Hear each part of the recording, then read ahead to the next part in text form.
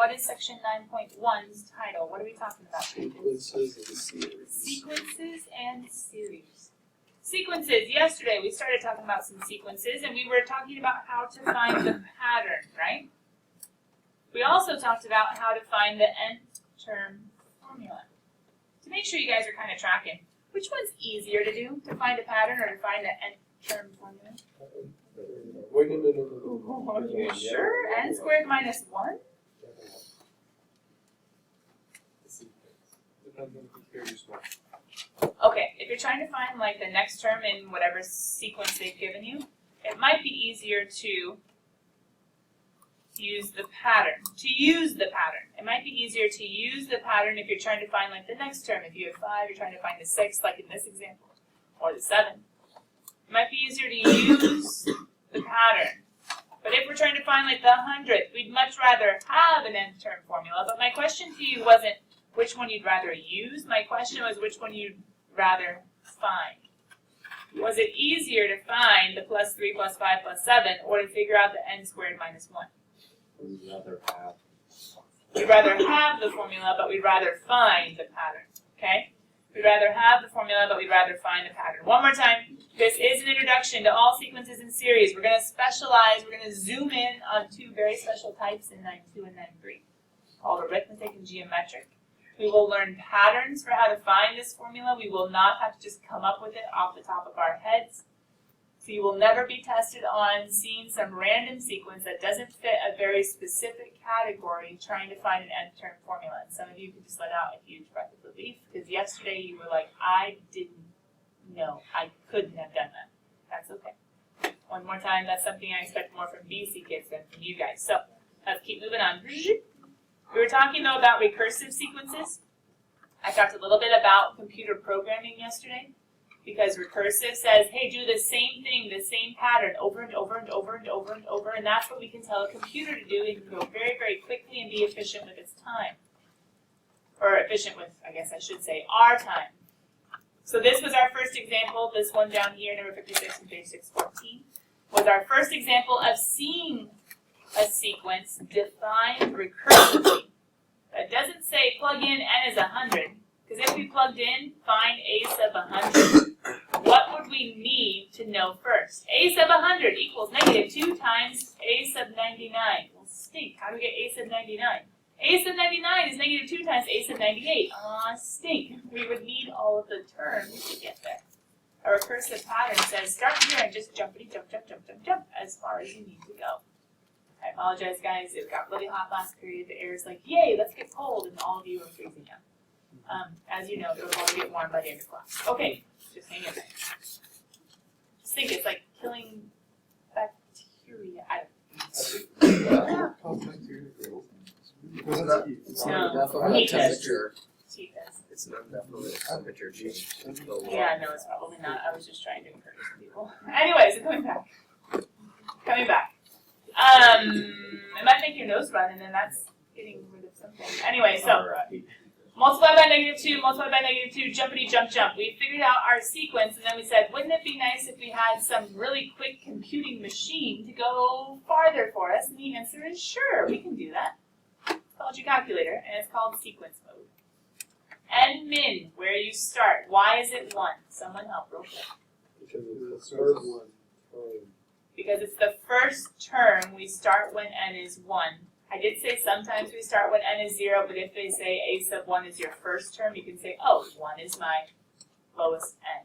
Wait, so if they start with a sub like 4, 0. you put 4? I guess you could. Do they ever But do that? if they're giving you an initial term, it'll either be a sub 1 or a sub 0. Okay. Yeah. Now, what's a little bit weird, and we usually say, hey, here's the first term and here's the formula, here's the pattern. They say, hey, here's the pattern. Give me the first term. Okay. Either way. Put the first term in, the u of n min, which is u of 1. Say, I need to start at 14. We didn't do the braces. We just typed in 14, hit enter. Tell it where to start, and then tell it how to progress, how to move. Negative 2, instead of an a, we use a u. That's just our little variable. That's our second 7. Of function notation of n minus 1 instead of k minus 1, it is what it is, using the button for n, that variable button, and second 7 for u.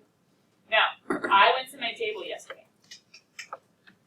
And do you guys remember from the graphing calculator handbook, what is going on? Whew, that was a long time ago. What's going on in my table setup second window to let me ask for whatever n I want? Because some of you have like automatically generated tables, like 1, 2, 3, 5, 10, 15. What makes it ask you? Second window, table setup, and what do I have selected? I can have it start at 100, then it'll go 100, 101. What if they want then the 5,000? Well, I don't want to have to jump by 1 to get to the 5,000. Say ask. If you put ask, it won't automatically generate.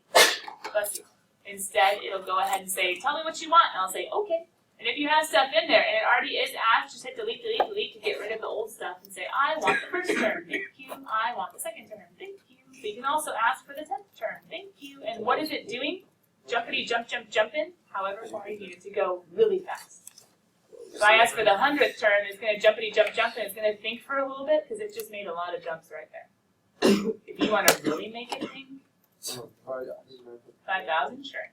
It might be an overflow. Thinkity, think, thinkity, think, thinkity, think. Yeah, it's an overflow. And why is Tyler saying, yeah, it's an overflow? It just got way too big for it to be able to fit into this tiny little space, even with scientific notation. But did you see that it thought for a while first? Anyway, you're making the computer, the programming, do the jumpity jump jump for you in a much more efficient and precise way. And once again, our computers are answer for everything. The answer is no, please. That is not the lesson. But can it be helpful in the answer? Oh, wait, what did you just type in? I'm typing out as many lines as I can physically fit. Oh my goodness. And No, that's not. I'm just gonna get really sad. 1e to the 75th. Okay, it can't go over 99. Or near. Oh, then it went to 9.9. See, it figures out really, it doesn't go all the way there. It goes until it says, wait a minute, it's too big. Ah, stop. Yeah, it can't go See, over that's times 10 instead of 99. Because then it has many digits. Yeah. Alright, sorry, second quit. We learned our calculator. Good, thanks, David. Fibonacci sequence. We are not going to talk in depth. That's only if we have time at the end, which I really hope we do because there's so much cool stuff about the Fibonacci sequence. But for right now, my question to you is merely, what is the pattern of the Fibonacci? And if you already know it, just shush.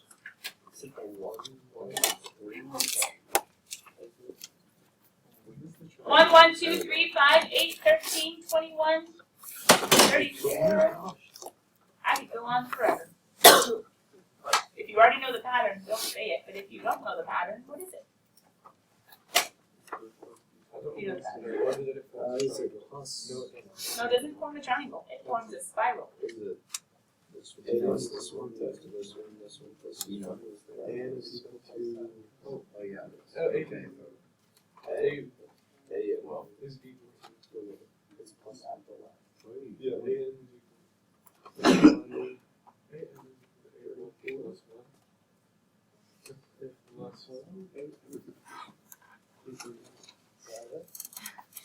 Equal to. oh.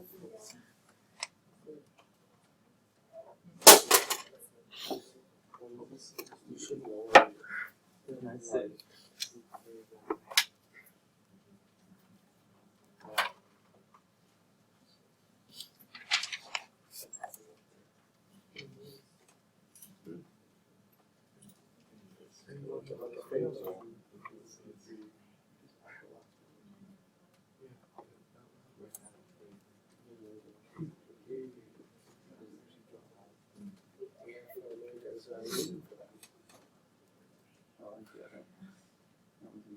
You guys find the pattern yet? I'm just putting it geometrically. I have a 1 by 1 and a 1 by 1. Put the two 1 by 1s together, and then that makes 2, so I make a 2 by 2. Put the 2 by 2 with the 1, and that's going to make a 3 by 3. Make the 1 and the 1 and the 3, that makes a 5, so make a 5 by 5. The 2 and the 1 and the 5 makes an 8, and 8 by 8, etc., etc. No, it's not impossible. Well, yeah, that's two. Let's see what it says. And then you connect the diagonals with rounded curves. Oh, I don't know. Oh, yes, it is.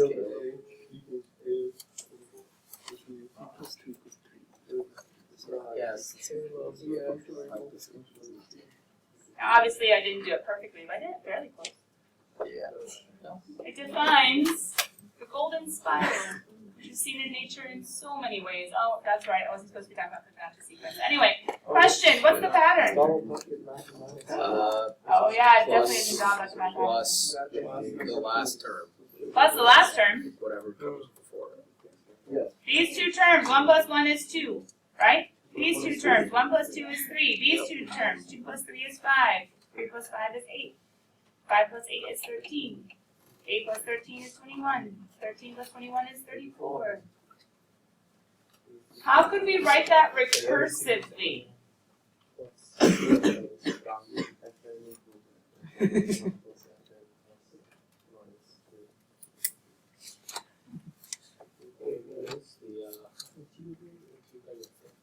How can we write this recursively? You guys just told me the pattern. A, okay, wait, a number is itself? No. Oh yeah. But you can't get the second term using the second term, you know what I mean? You're close though. There is a plus, and there are two different A's, but they have, Oh, is it K minus 1 plus? yeah, K minus 2. yep. Okay. Because you have to go one position back. Like for instance, to get A sub 3, you have to add A sub 2 and A sub 1. Does that make sense? To get A sub 3, you have to do A sub 1 plus A sub 2. To get A sub 4, you have to do A sub 3 plus A sub 2. So you have to go 2 positions back. There's 1, there's 2.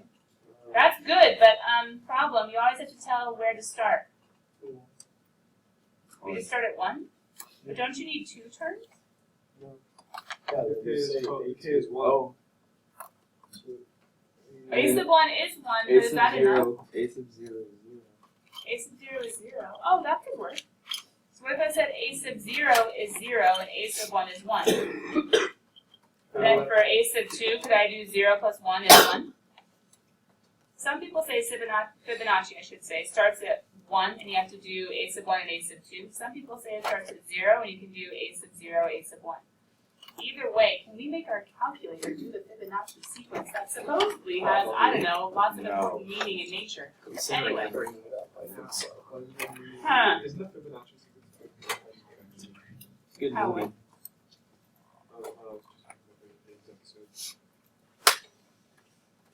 It could be. There are lots of applications. Oh, it's not going to let me go on until I say n min. From what you guys said, I'm going to say 0. Because we're starting at A sub 0. What's my pattern? You guys remember how to do this with picking the u from the second 7?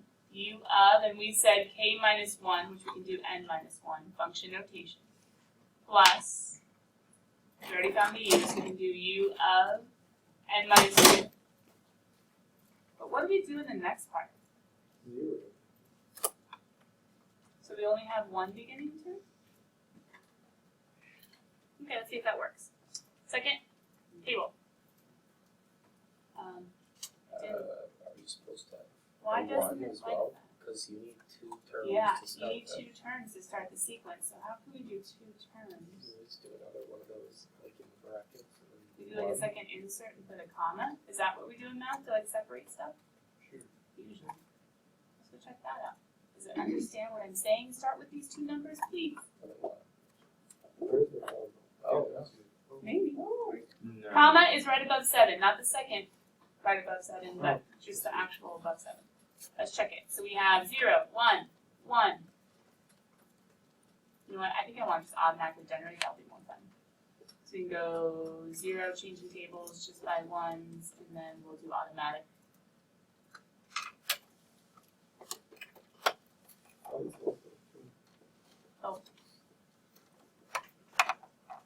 Here's a struggle with starting at 0. It doesn't work for 0, but then again, we don't really care for 0. So I guess we could go ahead and do our table setup to just start at 1.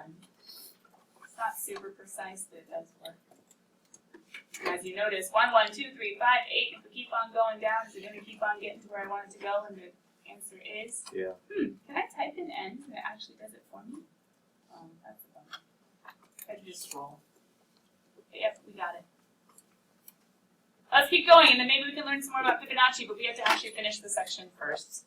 Lame. Here we go. Factorials. Let's talk about them for a little while. Oh, yay. Usually with factorials, you do think multiply down, take the number with the exclamation point, and then multiply by the numbers preceding it all the way down to 1. We're actually going to define it starting at 1 and going up to the number, because what if we don't know where to end? If we don't know where to end, we don't know how to count backwards from it. But if we know where to start, we can count upwards to it.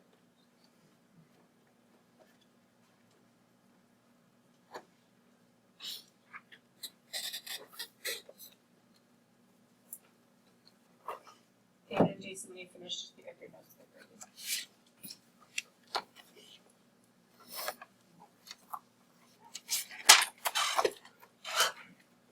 So what are factorials? Like really excited numbers?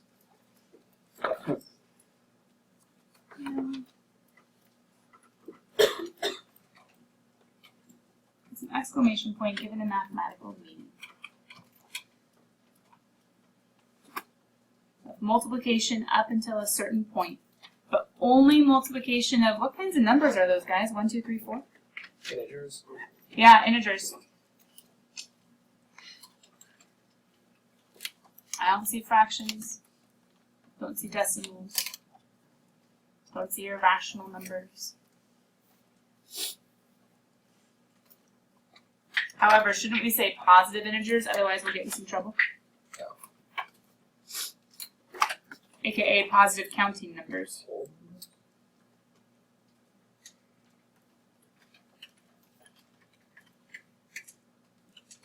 Yeah, we could do whole numbers, that would work, because it's not a 0, right? Oh, no, not whole numbers, sorry. Natural numbers.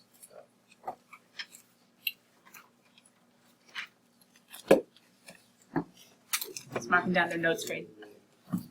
Kiddos, is there something else special in math that has a 0 and equals a 1, and we kind of forget sometimes that it equals a 1 when it has a 0 somewhere?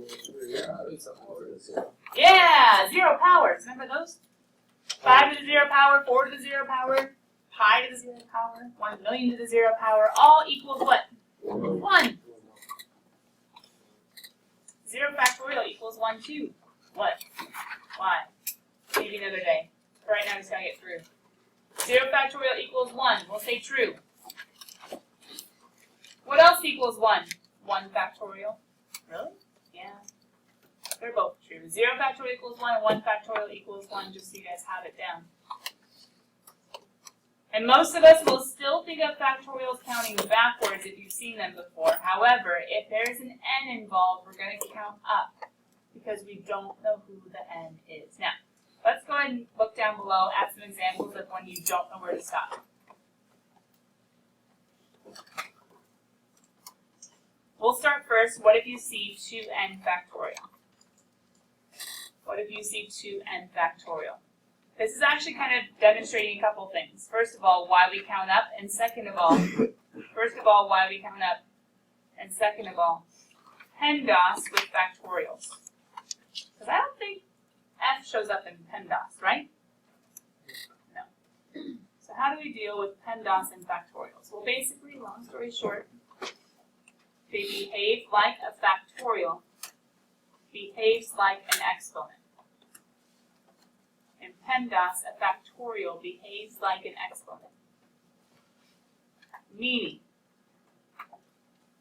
if you see 2 times n factorial, think of it as, in terms of order of operations, 2 times n cubed. Question, is the n cubed or is the 2n cubed? Only the n is cubed, and the reason why is because of PEMDAS. There's multiplication. 2 is separate from n cubed. 2 is to the first power. Super hard concept for in Algebra 1. Maybe still hard for some of you. However, once you put in grouping symbols, now what's true? It's The entire 2n is cubed. That's why I'm saying factorials are like exponents, because look at what you just wrote down or are writing down right now. If you see 2n factorial, oops, I'm randomly highlighting. If you see 2n factorial, couldn't we think about it as 2 times n factorial? Does that make sense? The 2 and the n are separate. PEMDAS says do the factorial, then do the times 2. The 2 is separate. So then, as you can tell, they've shown it with 2 times parentheses n factorial. Another way of looking at it is 2 times the whole factorial formula. Now, if we needed to count backwards from n, for instance, for example, if I was to say, what is 5 factorial, most of you would say, oh, start at 5 and count down all the way to what? 1. If you were super cool, you'd be like, hey, that's 6, hey, that's 24, hey, that's 120. But anyway, most of you would count down. But what's the problem if I ask you to write n factorial? N times, who's before n? Who's that? N minus We 1. count up and look smart and say, okay, we know it starts at 1. 1 times 2 times, I don't know, somebody, somebody, somebody until you hit n. That's all that says. What's different, though, between this answer and the one below? Who has the factorial? The whole thing. 2n. So we're going to end up going twice as high. Does that make sense? Who's stronger? The first one or the second one? Bottom. Top one just says, take n factorial and then times 2. Bottom one says, keep multiplying all the way up to 2n, which is twice as high. Might be kind of hard for some of you to think through, but yes, the bottom one is stronger. Let's go play with factorials just a little bit. And the first way we're going to play with them is say, hey, what if a formula for a sequence has a factorial? What if a formula for a sequence has a factorial? What do we do? Oh, come on. Find the first 5 terms. How did we do that at the very beginning of section 9.1? Plug it in. Plug 1 in. Yeah, because you're supposed to be finding a sub 1, right? A sub 2, a sub 3, a sub 4, and a sub 5. True? Okay. So if you're finding all of these guys, let's go ahead and plug in when n is 1. 2 to the 1 over 1 factorial. 2 to the 1 is 2. 1 factorial is 1. Oh. 2 over 1 is 2. Got it.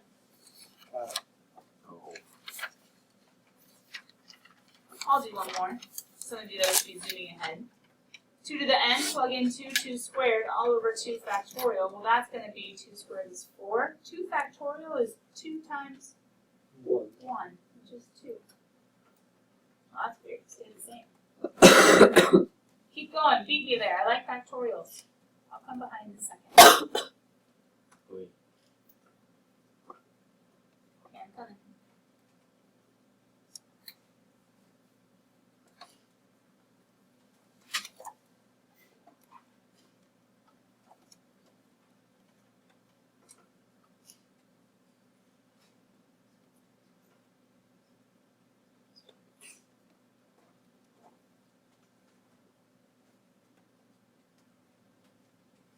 Didn't I figure out a shortcut from doing the repeated powers or the higher powers of 2? If you know 2 squared, what can you do to get to 2 cubed? Times 2. If you know 2 cubed, how do you get to 2 to the 4th? Multiply times 2. So the trick is just 16 times 2 is 32. What's the trick for factorials? You just add a times. No, calculator takes way too long. Because look, if I already know 2 times 1 is 2 and I have 3 factorial, just multiply by 3, that's 6. No, I was saying that Oh, no, I know, but this is faster. That's what I was saying. So if we know 3 factorial is 6, that's 1 times 2 times 3. What's 4 factorial? Just multiply by 4, that's 24.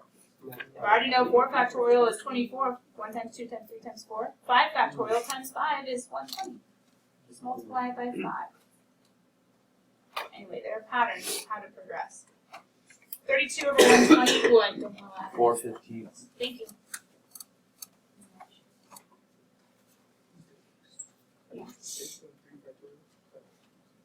Oh, 3 times 2 times 1, or 1 times 2 times 3. So 1 times 2 is 2, 2 times 3 is 6.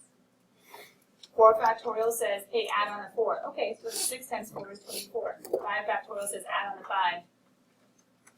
So then 24 times 5 is 120. So we're thinking of the definition of n factorial is 1 times 2 times, and we just stop it wherever the number is that we're trying to stop at. Does that make sense?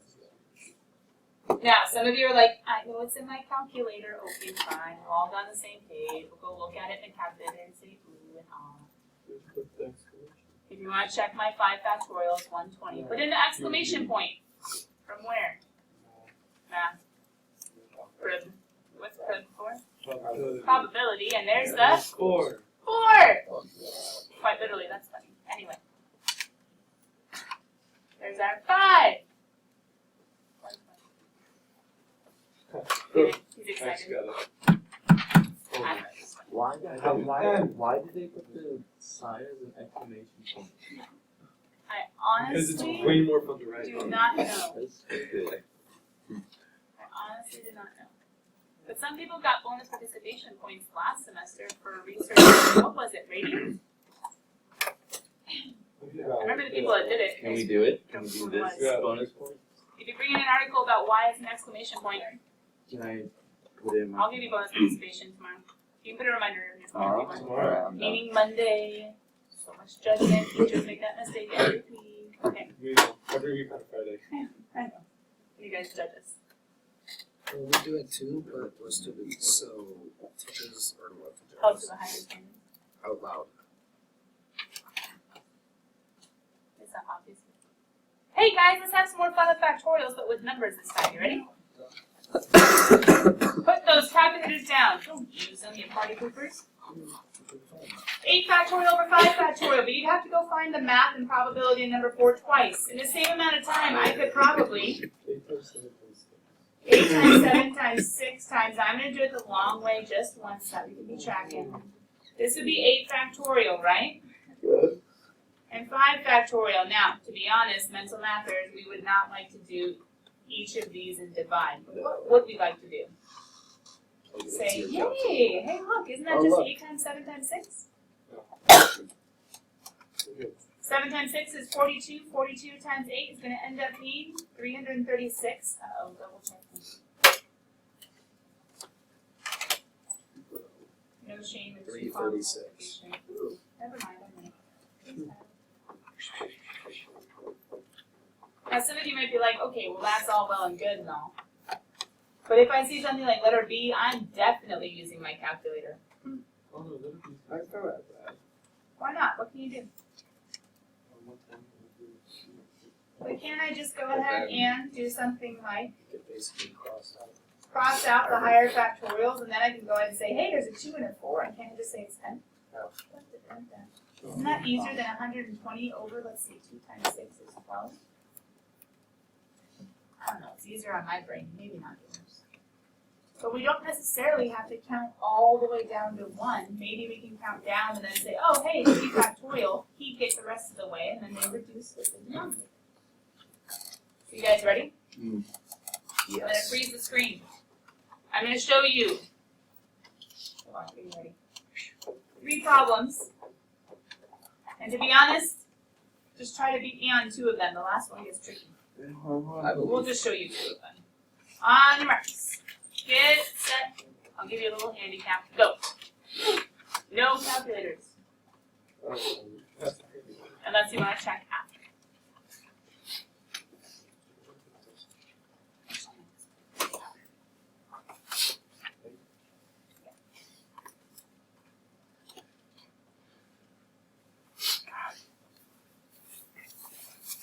I beat you.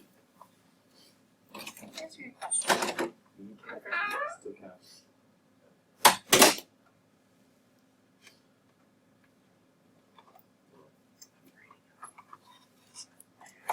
Same here.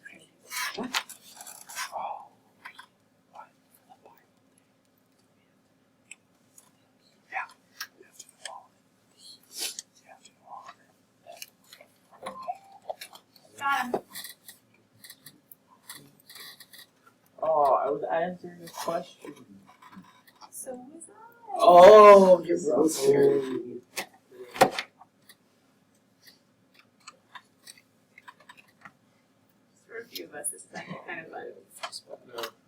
No. Good job. Okay. You can check me if you don't mind. What did I do? You guys tell what I did? The 8 factorial, I counted down to 5 and said, sweet, he'll cancel down below. So I stopped. And I went ahead and canceled 5 factorial with 5 factorial. Then I said, hey, 3 times 2 is 6. I'll reduce 3 times 2 with a 6.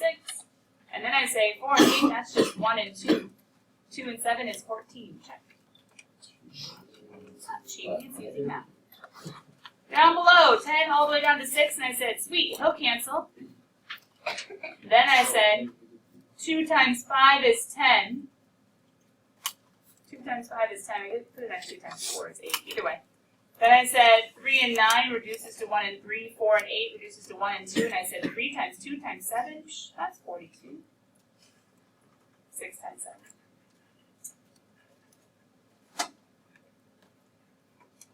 Anybody got a factorial? Yes. They're kind of fun. What? But why is this one not so much fun? Why didn't I show him for us to compete on? No, because it makes me want to cry. So. What? I don't. Okay, pause. Didn't we write down on the other page a definition for n factorial and how to write it out? Did we start at n and go down, or start at 1 and count up? Yep, so we're going to do 1 and count up. 1, 2, 3, 4. Some of you are like, well, what if it was 4? Well, okay, stop judging. This is a general formula. That means start at 1 and go up to n, however far that is. That is n factorial, true? If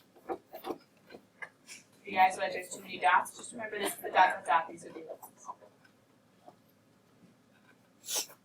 On top, wouldn't we still have to, for somebody who has a factorial but we don't know what the number is, wouldn't we still have to count up? Isn't that true? But when would we stop? Now this gets a little complicated unless you start thinking about, is n minus 2 lower than n in its place value or higher than n, or at the same place? Lower. How much lower? Well, let's talk about it. Isn't there an n minus 2 in n factorial? What would come after n minus 2? Only one place away from n minus 1. And what would come after n minus 1? And if it helps, think what would come before n. Well, it'd be the number, take away 1. What would come before n? N minus 1, take away 1. And why did we show that? Because now we can say, oh, u all reduced with u all, just n factorial goes a little further. All right, I see that hand. Go ahead, Office. Letter D, how'd you write a 4 in the denominator? Oh, I went ahead and, did you understand why I stopped at 6? Right here. Because I saw a 6 factorial in the bottom, and I was like, hey, if I could just get down to 6, then I can say, okay, those two will cancel. Okay. Now I have these numbers left, right? Then I went ahead, just to be fast, I said 2 times 5 is 10, so I took out the 10. Does that make sense? I thought of just 2 times 5, and I said that equals 10, so I'm like, I can take out the 2 and the 5 and the 10 all at the same time. And then I saw a 3 and a 4 remaining. And I said, oh, hey, look at the 3 and the 9. I compare those two up, and that reduces to be 1 and 3. And then I saw the 4 and 8 remaining. I said, okay, that can reduce to be 1 and 2. So multiplication is commutative. I basically just took little pairs, and I said, okay, I'm going to pair that with the 5 and the 2. I'm going to pair the 8 with the 4, and pair the 9 with the 3, because I didn't want to do all that big multiplication and then figure it out. I wanted to reduce the factors instead. Okay. I know, sorry, I just went fast. I had too much fun with these. It's hard for me to slow down.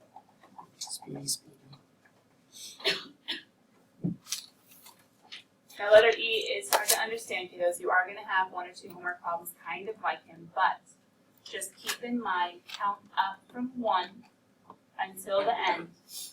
If you end or have to end one at n minus 2, think you can count up to n minus 2 and then go one more, n minus 1, go one more, n, until you hit whatever that other guy is. So keep these notes close to you when you do your homework this weekend. Hey, I remembered. So that you can come back to this example. This letter E, the ones with n's, I'm sure we'll go over him on Monday, that one in your homework. You just have to think about factorials by counting up instead of counting down. Now, what else do we have? Sums. Now, good news is you don't really have to write down the properties, but I do want you guys to write down this. Series. We've always talked about sequences, and the title of this section is Sequences and Series. Oh, I struggle. Sequences and series. Sequences. A1, comma, A2, comma, A3, comma. Series. A1 plus A2 plus A3 plus A4. Continually accumulating more and more terms in your sum. Those are two very important words, terms to put together. Series with sum. Series with sum. Whether or not you see this on an SAT, you would see it on a math subject test, not that you all are taking it, but the sigma notation, summation notation. That you see down below. Why is it called sigma? Any ideas? It's a Greek fancy Greek letter to describe something. Because that's the Greek letter that it uses. The capital Greek letter, sigma.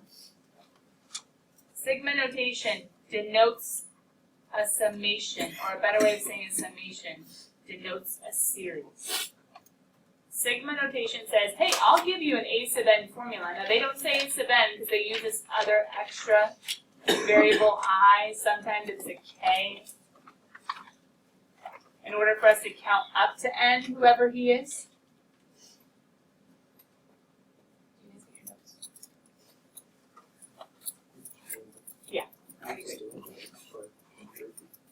But the little I, for this little sigma notation, I'm going to go ahead and zoom in just a little bit. This bottom piece, the I equals 1, is what we refer to as, we could say, is the lower bound. You can also think of it as the starting point, because if you notice, 1 is the first n that gets plugged in. And in this case, the reason that is true is because this one says start at 1. That's the lower bound. And this little one on top, what do you think I'm going to call him then? Higher. That's one good way. I'm going to actually say upper bound. And upper bound tells us when to stop. So in this case, I had n as the upper, and I have n as the ending point. And if you notice, once again, aren't we just using our integers, our positive integers, aka our natural numbers? With sequences and series, there are no fractional terms. N can never be a fraction, can only be whole numbers. It's that discrete nature of the beast. Yeah, you guys should have seen it last year. Is AI the series? AI is the a sub n formula. You can think of it like that, but instead of an n, there's an I. Now, kiddos, there are all these snazzy properties down below, which are good, especially if you're thinking about maybe one day in calculus how an integral area under the curve is comprised from repeated addition of areas of rectangles that could be shown with a summation, yada, yada, yada. But, long story short, even though this is all well and good, and it really truly is, I'm not saying it's not, you don't have to memorize these. They're just ones to kind of know are there. We could technically, whenever we see a summation, and whenever we have a constant, we could just say c times n. That's one of the most confusing ones that if we ever need to use, we'll probably write that down again, which you shouldn't need to use in this section. We can pull a constant out, and we could take the summation and then bring the constant in because of distribution. We could separate additions into two separate because of the commutative property of addition, similar, same thing with subtraction. But once again, not something to per se memorize, just to realize there are some properties that let us deal with solving, evaluating, doing summations with series. But once again, not something to memorize. At least not yet. But the most confusing one, I think, is number 1. But it's not confusing if I just give you one quick little explanation as to why. If I plug in 1 to a constant, it doesn't change anything. The constant just stays the constant, so it would just be C. If I plug in 2, it'd be C. If I plug in 3, it'd be C. If I plug in 4, I'll have as many C's as I have terms to plug in. So if I'm adding C n times, I can say, oh, okay, cool, that's C times n. Alright, let's see. What or where do you get for homework? We'll get right here.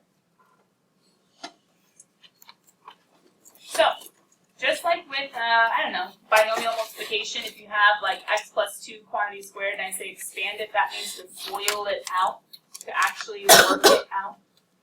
If I say, or if the directions say to expand and solve a summation. Now, some of you are like, there's a button in my calculator. Yes, there is. For anyone without a yellow button on the calculator, they don't have it. I need to make sure you can understand this with or without your calculator. So, this little 3i is an equation. I is a variable, and according to my summation, I start when I is 1. Plug it in, and I put a plus.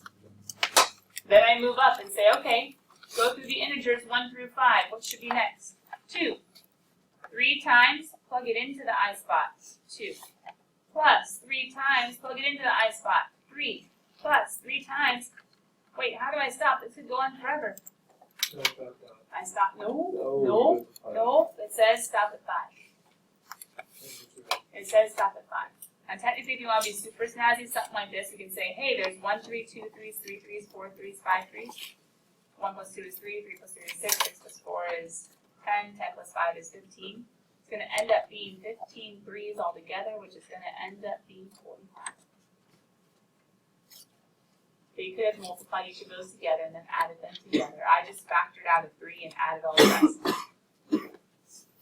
Now, I want to give you the one more example before I just say go do homework, just to show you it's not always an I. It can make it a K. Just what you see down here in what we call the index needs to be hopefully also represented in the function. What's down here in the index will be represented in the function. So when I go to plug this one in, I'm going to start with not 1, but start with 3. And then I'm going to do plus. And when am I going to stop? 1 at 6. At 6. Bye, cool kids. I will see you on Monday. This homework due then.